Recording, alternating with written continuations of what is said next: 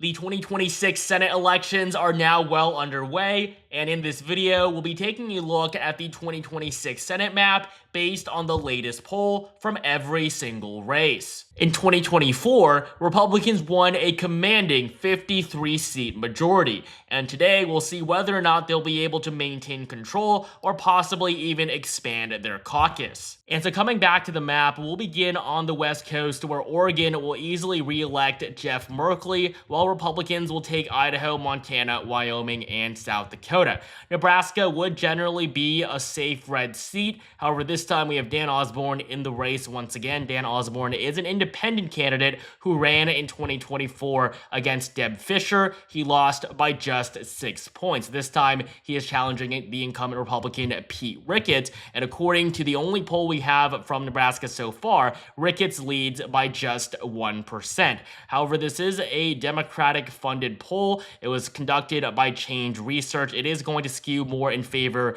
of Dan Osborne. I do expect Osborne to do well for an independent candidate, but Pete Ricketts is still very likely to come out on top. And looking at this poll, and given its left-leaning bias, I will place Nebraska into the lean Republican category. And coming down to Kansas and Oklahoma, they're both easily going to be solid Republican. Alaska will be likely. And then in Colorado, John Hickenlooper will be reelected to a second term. It's going to be likely blue. Same thing in New Mexico, but this time with Ben Ray Lujan. Both Hickenlooper and Lujan were elected back in 2020, and they will both pretty easily win a second 6-year term in the upper chamber of Congress.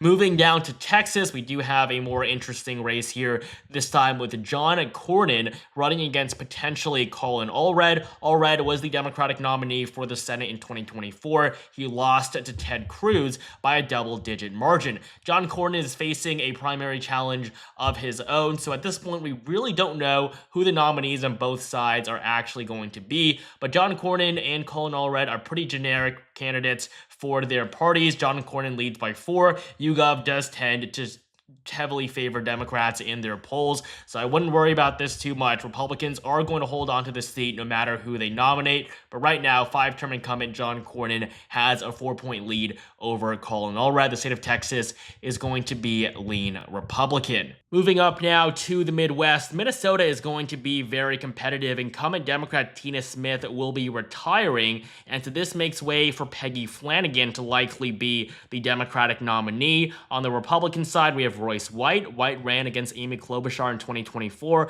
lost by 16 points, which was a significant improvement from the GOP's last performance against Klobuchar, where she won by 24. Royce White is a strong candidate on the GOP side, and this is going to be a competitive race. Peggy Flanagan is not very popular. She serves with Tim Walz, who is, of course, Minnesota's governor, and also add on the fact that Democrats only won Minnesota by a lean margin in 2024, and you have what could be one of the most competitive races in the country. We don't have any data yet just because we are not fully sure about who the candidates are going to be, but very likely it is going to be Flanagan and White, and Royce White, I do believe, can be a dark horse in this election. But for now, before we get any concrete data, Minnesota is going to be placed into the lean blue category. Next up in Iowa, there's a little bit of uncertainty here as well with whether or not Joni Ernst will actually run for re-election. She was first elected back in 2014. She won re-election by not the greatest margin in 2020, defeating Teresa Greenfield by just 6 points. Joni Ernst is not the most popular Republican. She is not very good friends with Trump either. And against a generic Democrat in her home state, Joni Ernst only wins by 2%. Now, there's no doubt that Iowa is going to stay red. This poll was conducted by Public Policy Polling. The poll was sponsored by the Democrats, but Joni Ernst is not the best candidate on the Republican side. There's a very good chance she won't even run for a 3rd term, but no matter who it's going to be, a Democrat is not going to flip Iowa. It simply is too conservative. Just look at 2024. Donald Trump carried the state by nearly a solid 15-point margin at 13.2, nearly double his 8% margin from 2020. Iowa is only shifting more and more to the right. That's going to continue into 2026. According to the polls right now, Iowa is lean red, but ultimately it is going to be a safe Republican seat. Meanwhile, Illinois is going to be likely blue. We have a whole host of Democratic candidates trying to replace Dick Durbin. Dick Durbin will be retiring after over 3 decades in the Senate. It's probably going to be a Democrat that wins here, but Illinois is not as safe of a blue state as it was even just 2 years ago. I mean, Kamala Harris only won it by 10%. This was an abysmal margin considering that the last 3 Democratic nominees all won it by basically the exact same margin of 17 points. Moving up to Michigan, though, we do have a very competitive race here. This is probably the most vulnerable Democrat-held seat. Gary Peters, the incumbent Democrat, has chosen not to run for re-election, and so now we have a race between Mike Rogers and a placeholder Democrat. We don't exactly know who the Democratic nominee in the Wolverine state is going to be yet, but Mallory McMorrow, she is one of the front runners, and Mike Rogers leads by 4 points against the potential Democratic candidate. And Mike Rogers is a very strong candidate for the GOP to nominate. He recently got the endorsement of President Trump. There's no doubt he is going to be the Republican nominee, and that is very good news for the GOP. Michigan can certainly flip. This seat specifically can certainly flip. And the reason why Mike Rogers has such a good chance at winning is because look at 2024. Nobody thought that Republicans were going to be able to flip the Senate seats in Wisconsin, Michigan, or Pennsylvania. Now, McCormick actually did win in Pennsylvania, defeating Bob Casey. That was a big victory for Republicans there. And in Wisconsin, Baldwin, the incumbent Democrat, almost lost to Eric Hovde. And so again, that was another extreme underperformance from the Democrats. And in Michigan, we had Mike Rogers running against Alyssa Slotkin. With basically no funding from the national GOP, Mike Rogers almost won a Senate seat in one of the most competitive states in the entire country. And so Mike Rogers against a no-name Democrat can certainly win in 2026. I have Michigan currently as lead Republican. That's what the poll has it as well. Mike Rogers leads by 4 points. The Wolverine state is going to be the 4th lean GOP state on our map. Down in Ohio, we have another race where Republicans are very likely to end up on top. This time, it's incumbent John Husted. John Husted was appointed by Governor Mike DeWine to fill the Senate seat that was left vacant by J.D. Vance when he became vice president back in January. Now, Democrats, their only hope right now is Sherrod Brown. Tim Ryan has already dropped out of the race, but Sherrod Brown, you might know, lost in 2024. He lost his Senate seat to Bernie Moreno as he attempted to win a 4th term. Sherrod Brown is not going to defeat John Husted. He is not going to win this race, and he is the Democrats' best bet. So without Sherrod Brown, Democrats are toast in the Ohio Senate special election. This poll conducted by YouGov has Husted up by 3 points against the best possible Democratic challenger. Sherrod Brown has not made a decision yet. He's definitely thinking about it. He said that he's considering running, but ultimately I don't expect him to actually run, and even if he does, I have no expectation that he is actually going to come close to winning. John Husted will win a full 6-year term in the Buckeye State. Ohio is also going to be lean red. And before I continue, make sure you follow me on TikTok at election.time, where we will be releasing daily content leading up to the 2026 midterms. And now as we continue on eastward, most of New England is going to be safe blue. Massachusetts, Rhode Island, New Jersey, and Delaware simply aren't going to be competitive. New Hampshire, though, I think could be one of the closest races in the entire country. Incumbent Democrat Jeanne Shaheen is not running for re-election, and this is bad news for Democrats who are probably going to nominate Chris Pappas to replace her. Now, on the Republican side, we have Scott Brown as the nominee. Scott Brown is a former U.S. Senator. He served from Massachusetts for a little bit over a year before Elizabeth Warren defeated him in 2012. Now, yes, Scott Brown lost his seat, but he still was able to win a special election a year earlier, which is pretty impressive for a Republican to do in Massachusetts. Scott Brown is a strong candidate, probably the best person Republicans can nominate here. I do still have Chris Pappas with a slight advantage, but this race, I wouldn't be surprised if it goes down to the wire if Scott Brown actually wins. But for now, before we get any concrete data, New Hampshire is going to be lean blue right next to Minnesota.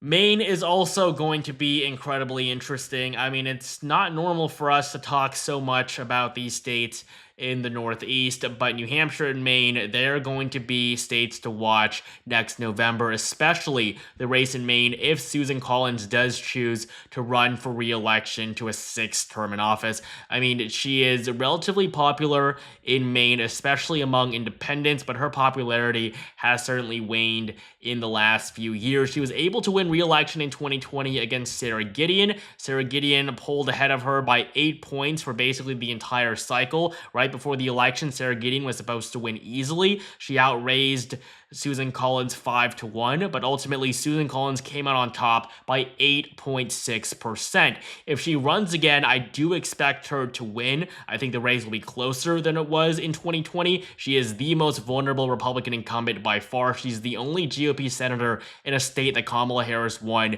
in 2024, but Maine does typically like to send more independent-minded candidates to Congress, and Susan Collins does generally fall into that group. And so without a strong Democratic contender at this point, Maine is going to be the 6th lean red state on our map. And finally, coming on down to the South, this is the region that will decide which party will control the Senate. Both Democrats and Republicans right now are at 44 seats apiece, but Republicans are going to get a huge boost because they're going to win South Carolina, West Virginia, Kentucky, Tennessee, Alabama, Mississippi, Arkansas, and Louisiana. This will easily bring them up to 52. Now, we also have a very interesting race in Virginia where Glenn Youngkin could challenge Mark Warner. Now, this is a pretty early poll conducted back in December of 2024. Mark Warner is the incumbent Democrat. Glenn Youngkin is the governor of Virginia. He'll be leaving office very early next year. And so Glenn Youngkin is the best possible choice that Republicans could put on the ballot against Warner. Glenn Youngkin really could win, just like he won his long shot gubernatorial bid back in 2021. And so Mark Warner, 45%, Glenn Youngkin, 38, a 7-point lead. This is an old poll, and this poll is not really too indicative of what's actually going to happen. If Glenn Youngkin doesn't run, though, Democrats are going to win this seat. There's no doubt about that. But Youngkin hasn't made a decision yet, but he should announce a choice very, very soon. So we'll make sure to stay on the lookout for that. But for now, based on the only data that we have, Virginia is likely Democrat, with Mark Warner on track to win re-election. Meanwhile, North Carolina is going to be significantly more competitive. Incumbent Republican Thom Tillis has chosen to retire. He won by just 1.7% in 2020 against a Democrat, Cal Cunningham, who was exposed in a sexting scandal weeks before the election, which led to his wife divorcing him. If that hadn't happened, Thom Tillis would have been out of the Senate 5 years ago. But luckily for the Republicans, Cal Cunningham was caught in the scandal, and Thom Tillis is still in the upper chamber, but not for much longer. Thom Tillis will likely be replaced by Michael Whatley, the RNC chair. He already has the support of Donald Trump, but he hasn't officially announced his campaign yet. Meanwhile, on the Democratic side, we have Roy Cooper, the popular former Democratic governor. And so in a poll between a generic Republican and a Roy Cooper, this was the phrasing of the question, generic Trump Republican, the Republican and a Roy Cooper are neck and neck, both at 48% apiece. Now, we have seen governors of the opposite party try to run in these Senate races in states where their party is generally not too successful. Just look at 2024 with Larry Hogan running against Angela Alsobrooks in Maryland. Hogan, the very popular former Republican governor, he lost by 11 points. The fact that Roy Cooper is a popular former governor is not at all going to give him the edge in this race. North Carolina is the only swing state that Trump carried in 2016, 2020, and 2024. The GOP has a big advantage here. And with the polls tied, and we don't even know who the Republican is going to be right now, the Tar Heel state will be tilt Republican on our map.